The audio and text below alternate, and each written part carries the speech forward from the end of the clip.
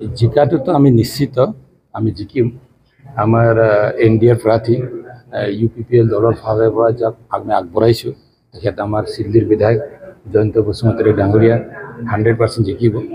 আমাৰ বিশেষকৈ প্ৰমোদ বড়ো ডাঙৰীয়াৰ নেতৃত্বত BTR একৰ্ড হোৱাৰ পিছত BTRৰ ৰাইজে যি শান্তি সম্প্ৰীতি বজাই ৰাখি অহা দিনত BTRটো আগুৱাই লৈ যোৱাৰ কাৰণে একে নাৱৰে যাত্ৰী হিচাপে কাম কৰিবলৈ যি ধৰণে আগবাঢ়ি আহিছে ইয়াৰ এটা ৰিজাল্টটো আমি কালি দেখিবলৈ পাম। আমি যিমান দূৰ জানো আৰু যিমান আমি আশা কৰিছোঁ মানে জাতি জনগোষ্ঠী ধৰ্ম বৰ্ণ নিৰ্বিশেষে সকলো একেলগে আমাৰ প্ৰমোদ বড়ো ডাঙৰীয়াৰ নেতৃত্ব থাকি অহা দিনত BTRটো আগুৱাই লৈ যোৱাৰ কাৰণে কাম কৰিবলৈ তেখেতসকলে আগবাঢ়ি আহিছে।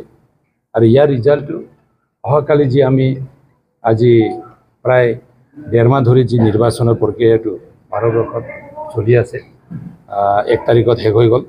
অহা 4 তাৰিখত যি আমাৰ ভোট গণনাৰ যি দিন কাউণ্টিঙৰ যি দিন সেইদিনাখন এই 1 নং কোকৰাঝাৰ যি লোকসভা সমষ্টিত আমাৰ এনডিএৰ প্ৰাৰ্থী এটা UPPLৰ প্ৰতিচ্ছবিত তেখেতে খেলিছে। তেখেত জয়ন্ত বসুমতাৰী ডাঙৰীয়াই বিপুল ভোটৰ ব্যৱধানত জিকি যাব বুলি আমি আশা কৰিছোঁ। আৰু এই ৰিপৰ্টটো আমি বিভিন্ন চ'ৰ্চৰ পৰা আমি গম পাইছোঁ। আমি বিভিন্ন ৰাজনৈতিক পাৰ্টীয়ে বিভিন্ন ধৰণে দাবী কৰিলেও আমি প্ৰায় এইটো নিশ্চিত বছেগৰ পৰা আৰম্ভ কৰি মুছলপুৰলৈকে 9টা যি LAC আছে 9টা LACতে প্ৰত্যেক LACতে আমি জিকি আছোঁ। আৰু এই জিকাৰ ফলটো আমি কালি পাম এইটো প্ৰায় নিশ্চিত। আৰু আমি ইয়াৰ কাৰণে আহ্বান জনাব বিচাৰিছোঁ যি ধৰণে ৰাইজে আমাক জাতি জনগোষ্ঠী ধৰ্ম বৰ্ণ নিৰ্বিশেষে ভোটদান কৰিছে এই ধৰণে যি BTRত একেলগে থাকি আগন্তুক দিনত BTRত এটা শান্তিৰ পৰিৱেশটো যাতে কোনো বাধা বিঘ্নি নহয় এইটো এটা ভালকৈ মানে গুৰুত্ব দি কালিৰ ৰিজাল্টৰ পিছত আমি আমাৰ বিভিন্ন এজেণ্ডাবিলাক আমি হাতত ল'ম তাত আমাক সমৰ্থন দিব বুলি আমি আশা কৰিছোঁ। ওদালগুৰিৰ ক্ষেত্ৰত কি ক'ব? ওদালগুৰিতো আমি জিকিম। এনডিএৰ প্ৰাৰ্থী হিচাপে দিলীপ শইকীয়া ডাঙৰীয়াই তাতো বিপুল ভোটত তেখেতে জয়যুক্ত হ'ব। প্ৰায় 4 লাখ ভোটত মানে ওদালগুৰিত তেখেতেও মানে ব্যৱধানত তেখেত জয়যুক্ত হ'ব। আমাৰ BTR পাৰ্টৰ পৰা যিমান আমাৰ LAC লেভেল আছে 6টা LAC এই 6টা LACতে যোৱাবাৰ যি ধৰণে ভোট পাইছিল মানে যোৱা 5 বছৰ আগত নিৰ্বাচনত দিলীপ শইকীয়া ডাঙৰীয়াই যি ধৰণে আমাৰ ভোটদান পাইছিল ভোট মানে পাইছিল তাতকৈ দুগুণ ভোটটো এইবাৰ তেখেতে পাব। তাৰ কাৰণটো হ'ল প্ৰমোদ বড়ো ডাঙৰীয়াক BTR ৰাইজে গ্ৰহণ কৰিছে। প্ৰমোদ বড়ো ডাঙৰীয়াৰ কাম কাজত BTR ৰাইজে সন্তুষ্ট হৈছে। তাৰ কাৰণে ওদালগুৰি তামোলপুৰ মাজবাট টংলা ভেৰগাঁও যিমান আমাৰ LAC আছে সকলো LACৰ পৰাই মানে ভাল ভোটটো তেখেতে পাব।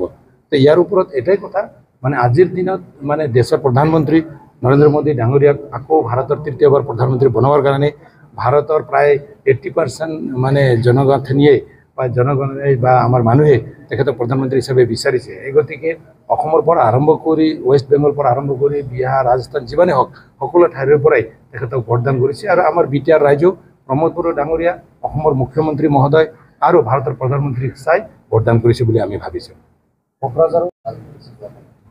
নাই তেখেতে যোৱাকালি কৈছে আমি দেখিছোঁ কিন্তু এইটো তেখেতে কৈছেহে কিন্তু অহাকালি চব এইটো মানে ৰিজাল্ট এটা ফাইনেল হৈ যাব।